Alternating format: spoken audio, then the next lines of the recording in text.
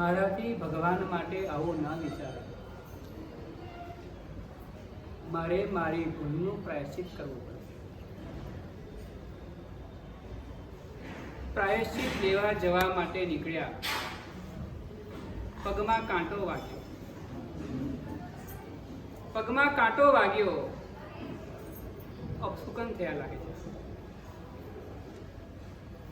હું લક્ષ્મણા સાધ્વી, આટલા બધા સાધ્વીજીઓની ગુરુણી, અને હું આવી રીતનું પ્રાયશ્ચિત લઈશ તો શું કહેવાશે?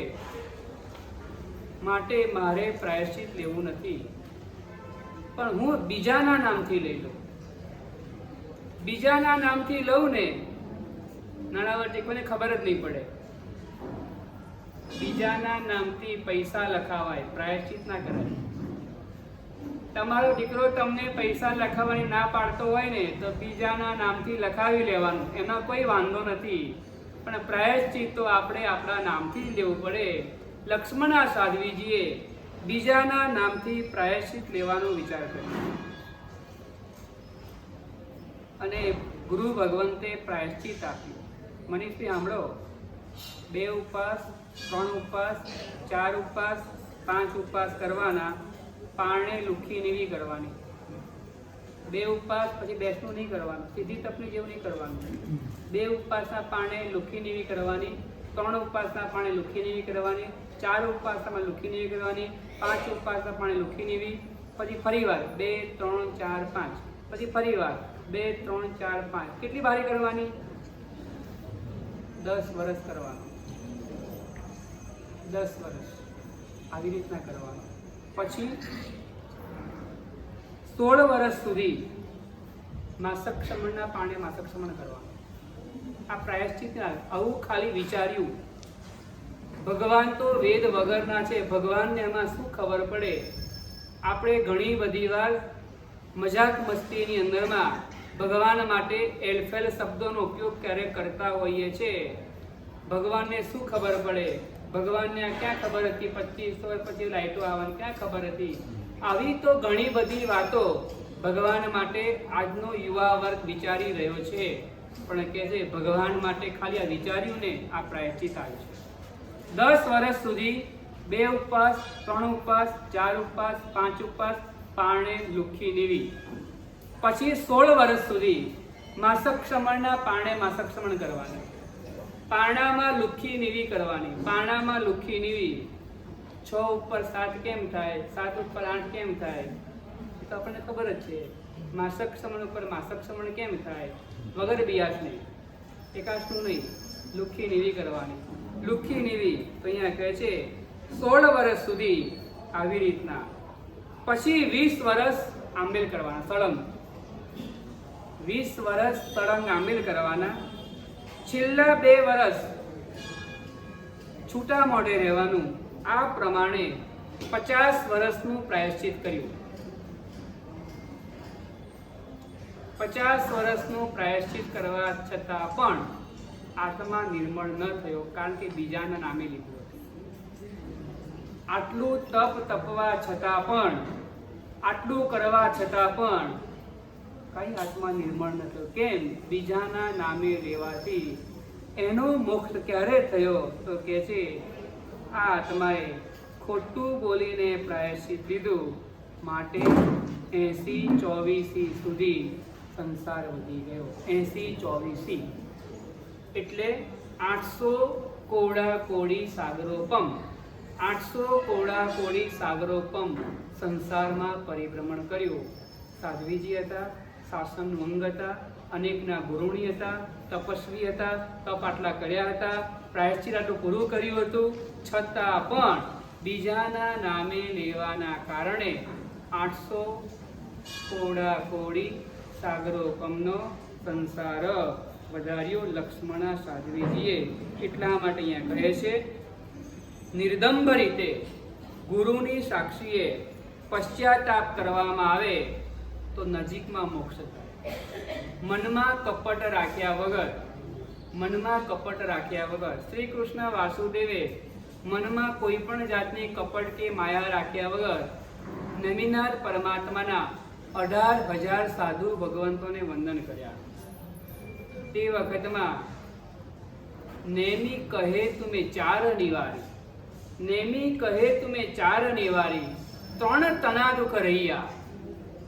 કૃષ્ણ કહે હું ફરી ફરી વંદુ, હર્ષ ધરી મન ભર્યા. હર્ષ ધરીને હું ફરીવાર વંદન કરું ને તો બાકીની ત્રણ પણ જતી રહે. તો કે ના, હવે ના થાય. કેમ? હવે મનની અંદરમાં તમારો એક ભાવ બદલાઈ ગયો. કયો ભાવ બદલાઈ ગયો? નરકને તોડવા માટે. પહેલા જે કર્યું તમે એ કોઈ પણ જાતના ભાવ રાખ્યા વગર મારું આ ધોવાઈ જાય એવું કોઈ મનમાં નહીં. ખાલી 18 સાધુ ભગવાન છે ને એમને વંદન કરવા છે. એ વંદન કરવાના ભાવથી વંદન કર્યા ને તો એ પાપ ધોવાઈ ગયું. તો અહીંયા કહે છે નિર્દંભ રીતે ગુરુની પાસે પ્રાયશ્ચિત કરવું જોઈએ. દુનિયાનો એક જ ધર્મ એવો છે, એક જ ધર્મ એવો છે, જેમ વોલ્ટેજ વધે ને એમ પાપો ધોઈ જાય. જેમ જેમ વોલ્ટેજ વધતો જાય, જેમ જેમ પાવર વધતો જાય ને તેમ તેમ કયો પાવર? લાઇટનો નહીં. તમારા ઘરમાં ખબર છે લાઇટનો પાવર એકાએક વધે શું થાય? ખબર છે શું થાય? હા, બધું ઉડી જાય. એસી ઉડી જાય, ફ્રીજમાં પણ તકલીફ પડી જાય, કોઈ બીજી મોટર હોય પણ ઉડી જાય.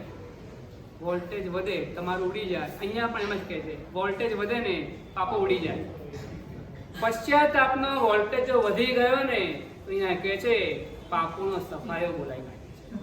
એટલા માટે અહીંયા કહે છે ભગવાન મહાવીરની 60મી પાટે થઈ ગયેલા દેવસુરી મહારાજ, એમના સમાંતર થયેલા ધર્મસિંહ સુરી મહારાજ 40 દિવસમાં 1200 માઇલનો વિહાર કરી વૈષ્ણવોની સામે વિજય મેળવ્યો. આખું છાપરું કાળું થાય પણ બિચારો આત્મા કાળો જ રહી જાય. આખું છાપરું કાળું થઈ જાય. એટલે કાળું હતું, મહિના પહેલા કાળું હતું, કાળું ને આખું છાપરું કાળું થઈ જાય પણ બિચારો આત્મા પણ કહે છે આત્મા પણ કાળો જ રહી જાય છે. છાપરું સફેદ થાય પણ આત્મા સફેદ થવાનું નામ લેતો. એટલા માટે આત્માની શુદ્ધિને માટે, આત્માની શુદ્ધિને માટે અહીંયા પ્રાયશ્ચિત બતાવવામાં આવ્યું છે. એટલે પ્રાયશ્ચિત કરવું જોઈએ. પાપ કરતી વખતે ઇજ્જત યાદ નથી આવતી. પાપ કરતી વખતે આપણને ઇજ્જત યાદ નથી આવતી. પાપનો એકરાર કરવાની અંદરમાં ઇજ્જત યાદ આવે છે. પાપ કરતા ડરતો નથી અને પાપ જાહેર કરતા આપણે ડરીએ છીએ.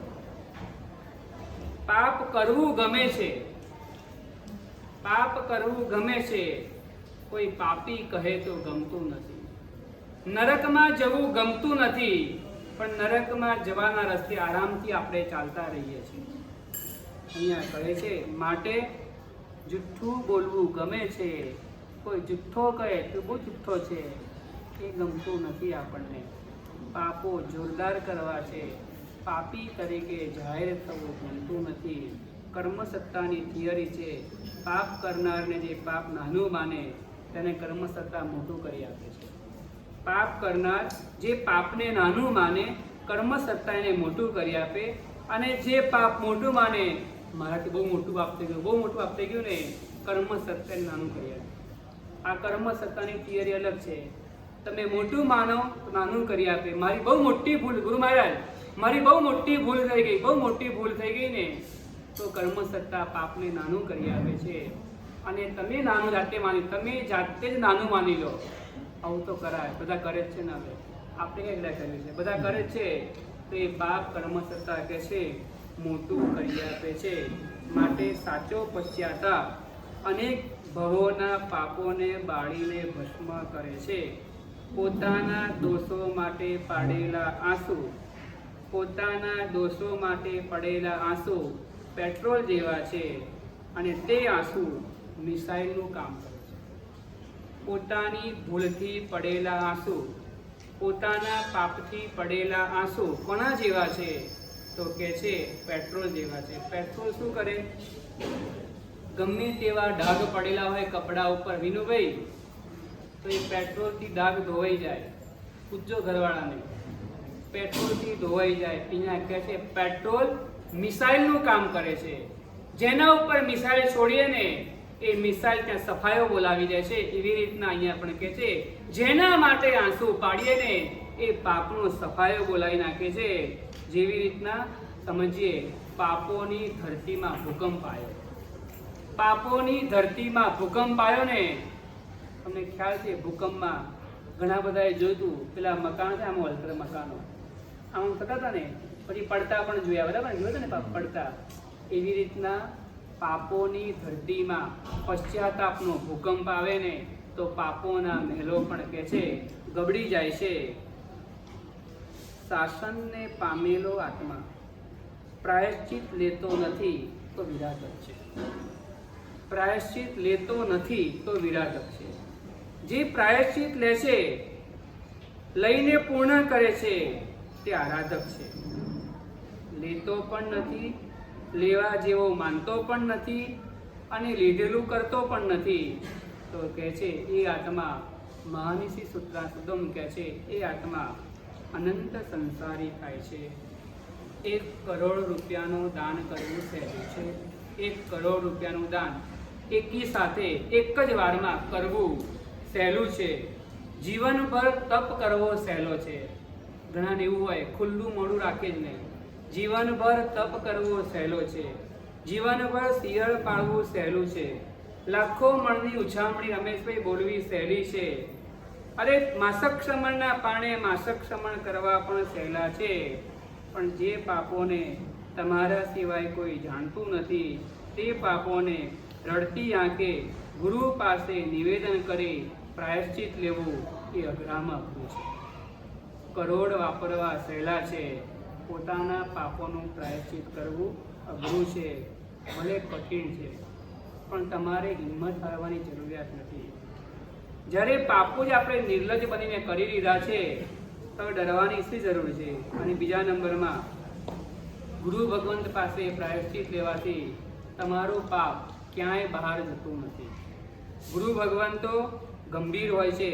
તમારી વાત ક્યારે પણ કોઈને બહાર કરતા નથી.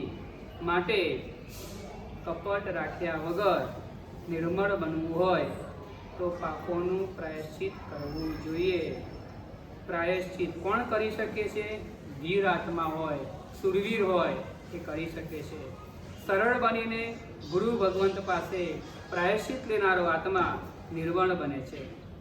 આપણે બોલે પાય ચિત્ત કર્ણેણમ, પછી વિસ્તોહિ કર્ણેણમ પાવાણમ નિગ્ગાય.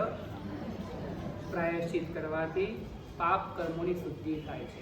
પાય ચિત્ત કર્ણમ વિસ્તોહિ વિશુદ્ધિ થાય છે.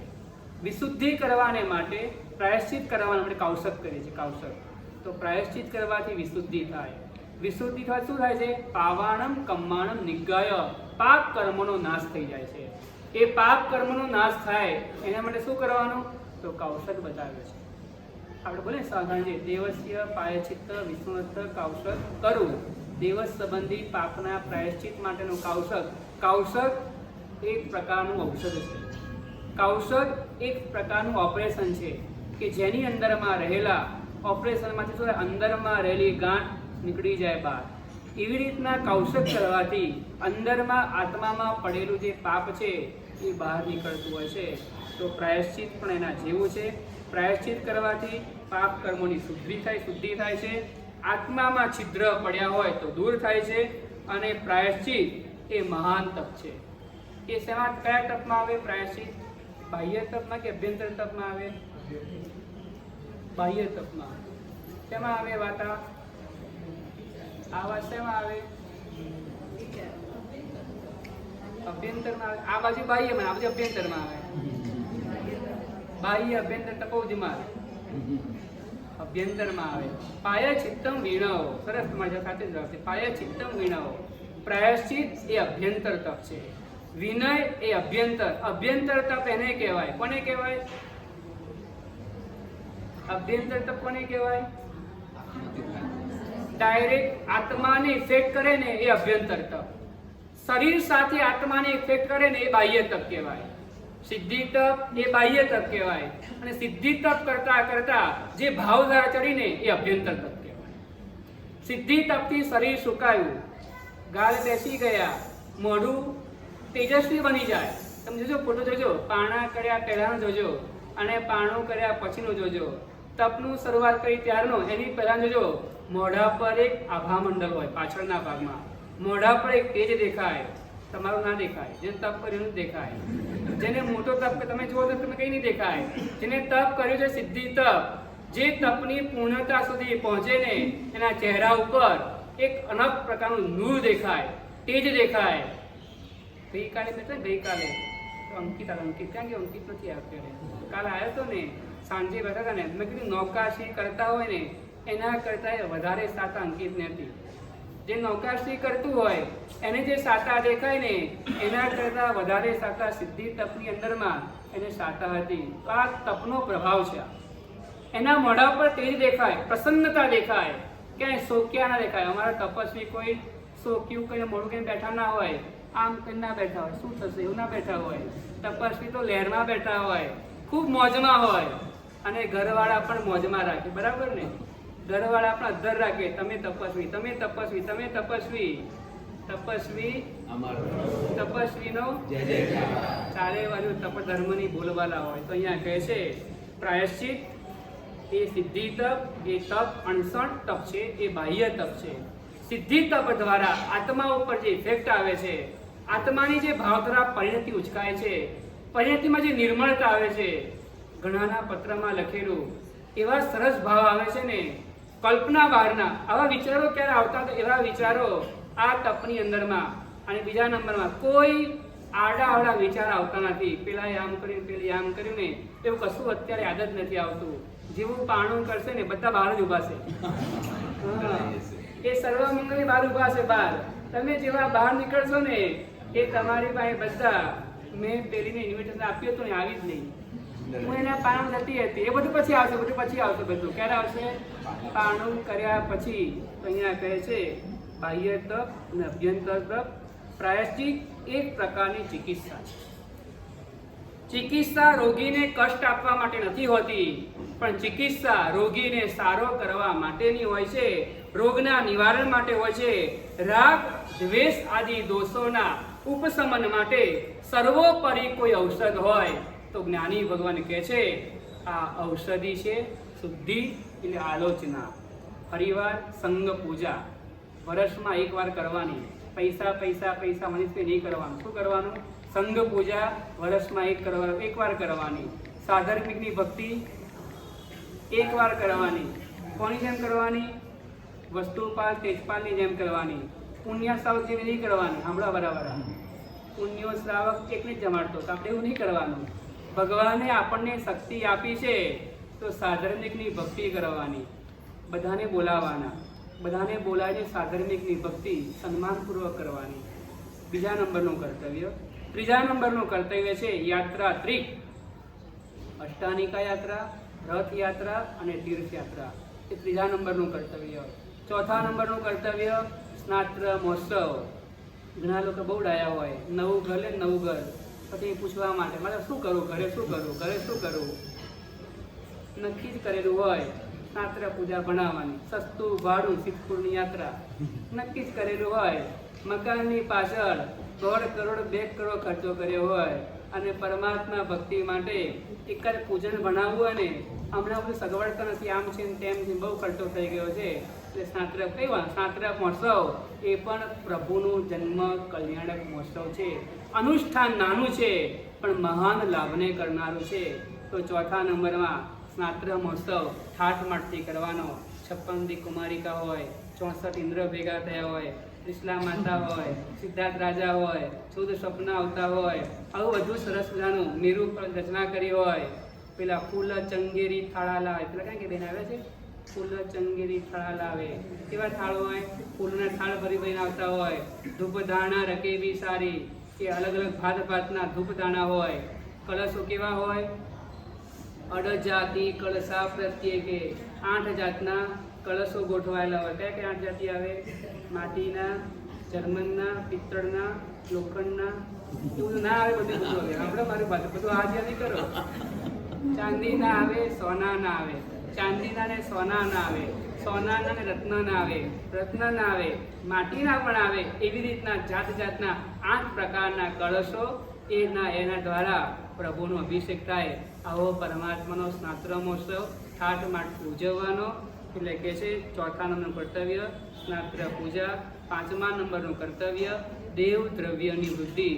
દેવ દ્રવ્યની વૃદ્ધિ થાય એવા કર્તવ્યો. ઘણીવાર એવું બનતું હોય, અરસપરસ બોલાતી હોય, ભાઈઓમાંથી પણ બોલી બોલાતી હોય અને બહેનોમાંથી બોલી બોલાતી હોય. બોલી બોલનારને ખબર હોય કોણ બોલે છે, તો સીધી વસ્તુ છે. બોલી બોલનારને ખબર હોય કોણ બોલે છે, પણ જે નીચેથી બોલી બોલતો હોય એટલે ખબર ન પણ હોય કોણ બોલે છે. આજુબાજુ ખબર પડી ગઈ હોય, આ બાજુ ઘરવાળા બોલતા હોય અને આ બાજુ ભાઈ બોલતા હોય, બે અરસપરસ બોલતા હોય, ખબર પણ ના હોય. પછી એકને ખબર પડી, એક બેનને ખબર પડી ગઈ. એ બેન ધીમે રહીને કે તમે કેમ બોલો છો? ખબર છે કોણ બોલે? ખબર છે કોણ બોલે છે? કોણ બોલે છે? પછી પેલા બેન કાનમાં કંઈક કે શું કે પેલા બેન શું કરે? પછી બંધ થઈ જાય. તમને શું મળ્યું એમાં ખબર છે? તમને શું મળ્યું? તમને શું બન્યું? તમે દેવદ્રવ્યની વૃદ્ધિ થતી હતી, તમે એમ ટ્રાય કરો. કાંઈ નહીં, કાંઈ કરતા લેવા દેવા, કાંઈ લેવા દેવા નહીં. અને પોટલું મળશે પ્રભાવનામાં. અંતરાયનું પોટલું તમને પ્રભાવનાની અંદર મળશે, કારણ વગરનું. પણ જો સાંભળનાર, તમે જેના કાનમાં ફૂંક મારીને એ વ્યવસ્થિત હોય તો એ જવાબ એવો આપે છે, એ બોલશે તો એને ફળ મળશે, હું બોલીશ તો મને ફળ મળશે. એ બોલે તો એમને ફળ મળે અને હું બોલું તો ઘણી વાર એવું બને. આમ જયેશભાઈ ના બોલતા આ બધું બોલે, પણ બોલે પેલા બીનાબેન બોલતા કેમ કે બીનાબેન, હા, એટલે બીનાબેન જયેશભાઈ લખાવડાવે. પછી નામ આ જયેશભાઈ મોહનલાલ લખાવે. તમે જોજો નોટ, મેં એક બી નોટ કર્યું. ક્યારેક ક્યારેક જયેશભાઈ મોહનલાલ પણ લખાવી દે. એટલે જે બોલે એના ખાતામાં જમા થાય. સીધી વસ્તુ જોઈએ તો જે બોલે એના ખાતામાં જમા થાય. એકવાર મુલુંડની અંદરમાં લોક એવરેસ્ટ દેરાસરની પ્રતિષ્ઠાથી અશોકચંદ્ર શ્રી મહારાજ, ચંદ્રોદય શ્રી મહારાજ પ્રતિષ્ઠાની અંદરમાં નિશ્રા ગાતા હતા. મૂળ નાયક ભગવાનની પ્રતિષ્ઠાથી ચઢાવો બોલાતો હતો. એ ચઢાવવાની અંદરમાં ઘરેથી નક્કી કર્યું હતું કે આપણને લાભ મળે, આપણે 11 લાખ સુધી બોલવાની ગણતરી છે.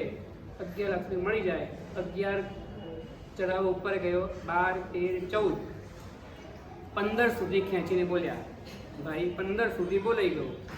15 સુધી બોલી લીધા પછી ચઢાવો કોઈ બોલ્યું 15,555.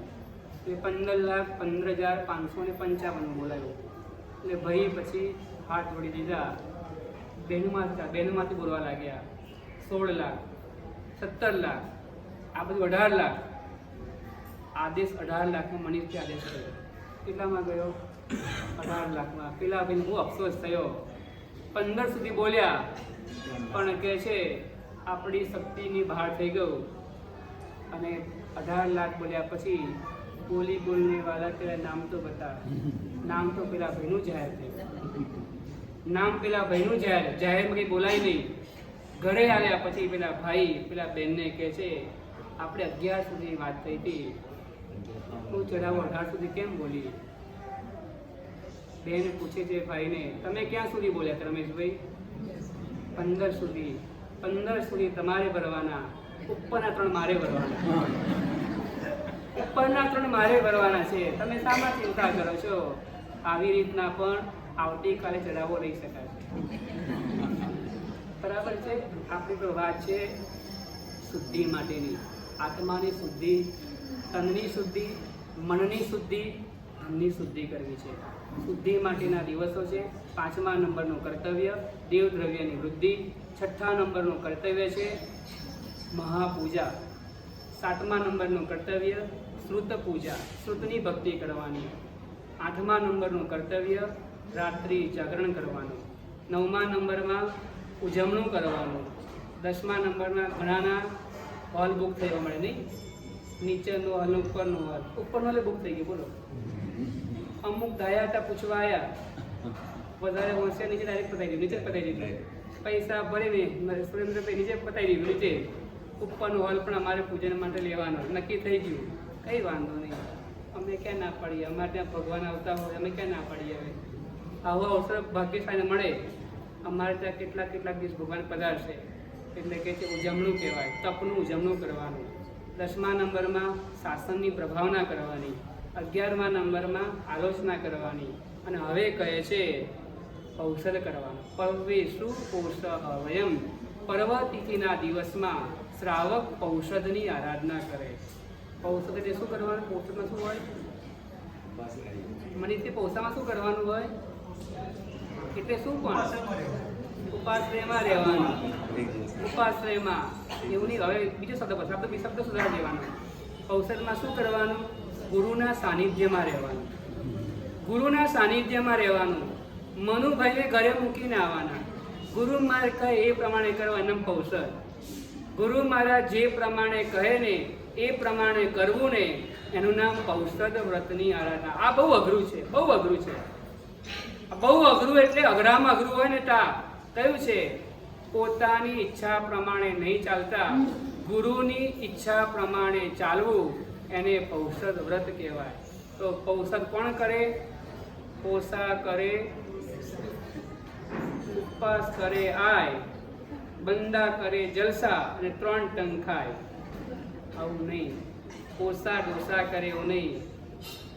પોષા ડોસા ના કરે. પોષા કોણ કરે? પોષા ન કરે તે આ મારા સાહેબ એવું નહીં કહેતો. જો ઔષધની વ્રતની ભાવના રાખવાની. તમારે અહીંયા શ્રી સંઘની અંદરમાં ભાઈઓ માટે ખૂબ અનુકૂળતા છે ઔષધની.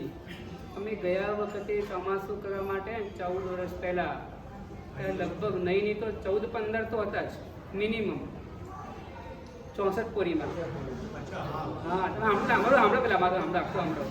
64 પોરીમાં 14-15 તો હતા. આ રમણીકભાઈ હતા, પછી જયેશભાઈ, રજનીભાઈ, ઘણા બધા સુનતીભાઈ હતા, ઉપેન્દ્રભાઈ, ભરતભાઈ કોઠારી, આવા તો ઘણા બધા આરાધક આત્માઓ આ વખતે પણ સિદ્ધિ તપમાં આવી ગયા. પછી કરી લેજો 64 પોરી. હા, પછી કરી લેવાના. બીજું શું કહેવાય? અત્યારે સિદ્ધિ તપનું બહાનું છે. ઘરે કોઈ કરનાર ના હોય, ઘરે 2 જ જણ હોઈએ ને, તો હવે એના પછીની બીજી એક 28 આવશે, જેનું નામ છે શાશ્વતી 28. શાશ્વતી 28ના દિવસોમાં આપણે જે આ વખતે રહી ગયા હોય, રજનીભાઈ, શાશ્વતી 28માં લાભ ઉઠાવ્યો, સ્કીમ બહાર પડશે. બરાબર છે? બીજા સંઘોમાં તો કરવા દેતા જ નથી. સાંભળો, આ ઘણા સંઘોમાં એવું છે, અમદાવાદની અંદરમાં ઘણા સંઘોમાં સગવડતાના અભાવે કરવા દેવામાં આવતા નથી. આપણા સંઘમાં અહીંયા ભાઈઓ કરાય છે તો કરવાની ભાવના રાખજો. એક રીતે અહીંયા કહે છે સામયિક ક્લાસ છે, ઔષધ સ્કૂલ છે, અને સંયમ જીવનની તાલીમ માટે ઔષધ એ સ્કૂલ જેવું છે. સાધુ જીવન કેવું હોય એની જાણકારી, એની તાલીમ ઔષધની અંદરમાં પ્રાપ્ત થતી હોય છે. ઔષધ એટલે શુભ ભાવોનું પોષણ, અશુભ ભાવોનું શોષણ, અપ્રમત્ત ભાવેલો કરેલો ઔષધ, અપ્રમત્ત ભાવથી કરવામાં આવતો ઔષધ નરક અને તિર્યંજ ગતિનો પણ છેદ કરે છે.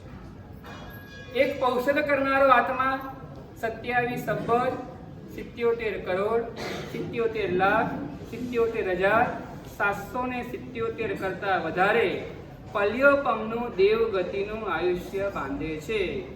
જેવી રીતના શત્રુંજયમાં કરેલા એક ઉપવાસનું ફળ 1 કરોડ મનુષ્યને ભોજન કરાવવા જેટલું મળે. મૌન એકાદશી એક ઉપવાસનું ફળ 150 ઉપવાસનું ફળ મળે છે. દિવાળીની અંદરમાં એક છઠ કરેલો છઠ 1 લાખ કરોડ છઠના ફળને આપનારો બને છે. એવી રીતના પર્વ તિથિમાં કરેલો ઔષધ પણ વિશેષ ફળને આપનારો બને છે. કોની જેમ ઔષધ કરવાનો? તો કે છે ઉદયન રાજર્ષિની જેમ ઔષધ કરવાનો. ઉદયન રાજર્ષિ પર્વ તિથિના દિવસોની અંદરમાં ઔષધ વ્રતની આરાધના કરતા હતા. સૂર્યયશા રાજા, વૃષભદેવ પરમાત્માના પરિવારમાં થયેલા સૂર્યયશા રાજા પણ 8મ 14ના દિવસે ઔષધ વ્રતની આરાધના રાજાનો મહેલ, રાજમહેલ છોડીને પણ કહે છે ઔષધશાળામાં જઈને ઔષધ વ્રતની આરાધના કરતા હતા. એક ભાઈ ક્યાંકથી પસાર થઈ રહ્યા હતા. એક ખેતર પાસે પહોંચ્યા અને ખેતર પાસે એક વૃદ્ધ પુરુષ કામ કરતા હતા. ખેડૂતને પૂછે છે, ભાઈ અહીંયાથી સ્ટેશન કેટલું દૂર છે? એકવાર પૂછ્યું, પેલા ભાઈ કઈ જવાબ ના આપ્યો. મુસાફરે ફરી બીજો પ્રશ્ન પૂછ્યો, ભાઈ સ્ટેશન અહીંયાથી કેટલું દૂર છે? કેટલો સમય લાગશે? પેલા ભાઈ જવાબ જ ના આપ્યો. ત્રીજી વાર પૂછ્યું. ત્રીજી વાર પણ જ્યારે જવાબ ન આપ્યો ને એટલે પેલા મુસાફરને લાગ્યું આ ભાઈને કાનપુરમાં નાણાવટી સાંભળતા નહીં હોય. તમને એવું નહીં સાંભળતા, એવું નહીં સમજતા, સાંભળતા નથી. એ સાંભળે છે તો ખરા, એ સમજે છે પણ ખરા, પણ એને તમારી ખબર નથી. 3 વાર પૂછવા છતાં જ્યારે જવાબ ના મળ્યો ને એટલે પેલા ભાઈ ઉતાવળે ચાલવા લાગ્યા ને એટલે પેલા વૃદ્ધ પુરુષે કીધું, ભાઈ સ્ટેશન પહોંચતા 5 મિનિટ લાગશે. રમેશભાઈ કેમ પછી કીધું એને? 3 વાર પૂછ્યું તો ખબર ના પડી, એ જવાબ જ ના આપ્યો. અને જ્યારે ચાલવા માંડ્યા ત્યારે પૂછ્યું, ચાલવા માંડ્યા ત્યારે પૂછ્યું, તમારી ચાલ જોયા વગર કઈ રીતના ખબર પડે તમે ક્યારે પહોંચશો? તમારી ચાલ જોયા વગર અમને કઈ રીતના ખબર પડે કે તમે સિદ્ધશિલાએ ક્યારે પહોંચશો? તમારી ચાલ જોયા વગર કઈ રીતના ખબર પડે સિદ્ધિ તપનું શિખર આવશે કે નહીં આવે? કેવી રીતના ખબર પડે? જે ચાલતા રહ્યા ને આજે પહોંચી ગયા 88 વર્ષના પહોંચી ગયા. અરે 88 વર્ષવાળા માંથી જાગો છો ને, એ પહોંચી ગયા. ભલે ચક્કર આવી જાય, ક્યારેક કેમ કે ઊભી થવું ને એટલે અંધારું લાગે થોડીક વાર માટે. બેસીએ ને, બેસીને ઊભા થયા હોય તોય પહોંચી ગયા. કેમ પહોંચ્યા ખબર છે? કેમ પહોંચ્યા? ચાલતા રહ્યા માટે પહોંચ્યા. તમે ચાલતા રહો, ઊભા રહી ગયા પડી ગયા. જો સાંભળી લો, જે ઊભા રહી ગયા ને, વચ્ચે ઊભા રહી ગયા ને એ બધા ગબડી ગયા. કારણ કે પવન એવો આવે ને, સંસારીઓનો પવન એવો આવે, તમે જરાક વાર ઊભા રહો ને, જરાક વાર માટે ઊભા રહો એટલે પવન એવો આવે ને તમને ગબડાવી જ દે. શું થાય છે? ઉલટી થાય છે. પાણું કર લે. એટલે ધીમે તમને ગબડાવી જ નાખે. આ સંસારીનો પવન કહેવાય, કમટ કહેવાય. પેલી હજી વિચાર કરતી હોય કે પાણું કરું કે ના કરું. પછી મમ્મી ઊંચી નીચે, મમ્મી આમ તેમ થાય, મમ્મી ઊંચી નીચે થઈ જાય, બિચારે પાણું ઓછી કરે, તે ચક્કર આવે છે, તરસ લાગે છે, એટલે પછી ધીમે રહીને પછી ગબડાવી જ નાખે. એક તો ઢાળ હતો અને ધક્કો લાગ્યો. તમે એક ઢાળ હતો, ધક્કો લાગ્યો, પછી શું થાય? પછી અત્યારે રડવું આવે ને પછી કંઈ ન થાય. હવે જે આવી ગયા ને બધા આવી ગયા, જે રહી ગયા કોઈ ત્રીજીએ ગયા, કોઈક બીજીએ ગયા, કોઈક ચોથીએ ગયા, કોઈક પાંચમીએ ગયા, છઠ્ઠીમાં કોઈ નહીં ગયું. જ્યાં લાગતું હતું જશે એવું લાગતું હતું. છઠ્ઠી બારી એવું લાગતું કે પંચર પડશે, કારણ કે હવે 7 પંચર પડશે. આ મેમનગરની ખૂબી કહેવાય. છઠ્ઠીમાં એક પણ આઉટ નહીં થયો. છઠ્ઠી બારીએ એક પણ આઉટ નહીં, 7મીએ પણ એક પણ આઉટ નહીં, 8મીએ બધા પાસ નહીં. છઠ્ઠી બધા પાસ થઈ ગયા અમારા તો. કારણ છેલ્લી બારી છઠ્ઠી હતી.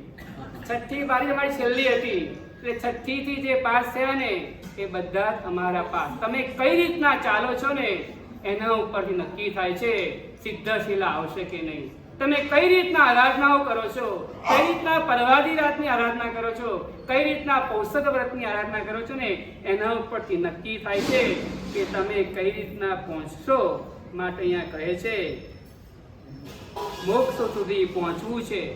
જેને મોક્ષ સુધી પહોંચવું છે ક્યારે આવશે, કેટલી વાર લાગશે, કેટલો સમય લાગશે, એવું પૂછવા રહેશો તો મોક્ષ નહીં આવે. ચાલવા માંડશો ને તો જ મોક્ષ આવશે. બસ હવે ચાલવા લાગીએ, મોક્ષ આપણો નજીક છે. જવાબ તો આ જ છે. પર્વોના ટાણાને કેટલા ઉમંગથી તમે આરાધના કરો છો. માટે સહેનશાની જેમ ચાલશો તો મોડા પહોંચશો. દૈનિક ક્રિયામાં રહેશો તો સમય ઓછો લાગશે. સમય ઓછો છે એવું માનીને ચાલશો ને, સમય ઓછો હોય અને ગાડીનો સમય થઈ ગયો હોય તો શું કરો તમે? ફાસ્ટ ચાલવું પડે. એમાં તમને એ જ કહેવું છે. હવે કેટલો બાકી સમય? હવે પ્લાનિંગ કરવું પડશે. કારણ કે હવે તો છે ને જેટલા કાઢ્યા એટલા નીકળવાના છે એ તો કે છે, તો જેટલા નીકળી ગયા એટલા રહ્યા નથી. એટલે હવે સમય આપણી પાસે ઓછો છે. એટલે હવે શહેનશાહની જેમ ચાલવાથી નહીં કામ થાય, હવે દોડવા લાગો. દોડવાની ક્રિયા એનું નામ છે કૌશળ, એનું નામ છે ઉપધાંત. દોડવાની જે ક્રિયા છે, વાહન પકડશો તો જલ્દી પહોંચશો, પ્લેનમાં ઉડશો ને તો વધારે જલ્દી પહોંચી જશો. તો પ્લેન જેવી ક્રિયા હોય તો જ્ઞાની ભગવાન કહે છે ઔષધની ક્રિયા છે. ઔષધના 4 પ્રકાર છે: આહાર ત્યાગ કૌશલ, શરીર સત્કારનો કૌશલ, બ્રહ્મચર્ય સ્વીકારનો કૌશલ અને સંસારના પાપ વેપારનો ત્યાગનો કૌશલ. શ્રાવક ભાવના કરે ત્યારે હું મુંડ થઈને અણગાર ફળાને પ્રાપ્ત કરીશ, ત્યારે અલ્પ અથવા ઘણા પરિગ્રહનો ત્યાગ કરીશ, ત્યારે હું તૃણના સંથારાને મુનિની જેમ અંગીકાર કરીને હું પ્રાપ્ત કરીશ. આ પ્રમાણે યોગ શુદ્ધિ, ક્રિયા શુદ્ધિ, ધ્યાન શુદ્ધિ કરવાથી તાત્કાલિક ફળની પ્રાપ્તિ થાય છે. ઔષધ વ્રતની આરાધના દ્વારા સૂર્યસા રાજા અરીસા ભુવનમાં કેવળ જ્ઞાન પામીને મોક્ષે ગયા. ઉદયન રાજા અનશન કરી કેવલીમાંથી મોક્ષે ગયા. ઔષધ વ્રતની આરાધના કરતા મહાશતક શ્રાવક સૌધર્મ દેવલોકમાં દેવ થયા. સાગરચંદ્ર શ્રેષ્ઠી બોલે ઔષધ પાડતા સાગરચંદો કામોચંદો, સાગરચંદ્ર શ્રેષ્ઠી 8મા દેવલોકમાં દેવ થયા.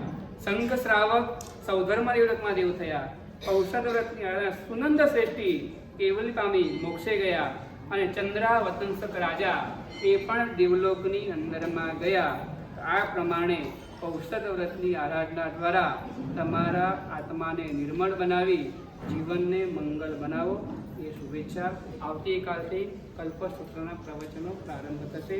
11 કર્તવ્ય અને પર્વાધિ રાતના 5 કર્તવ્ય અને પર્વના દિવસમાં કરવા યોગ્ય ઔષધ વ્રતની આરાધના દ્વારા આપણા આત્માને નિર્મળ બનાવીએ એ મંગલ અભ્યર્થના. પચખાણ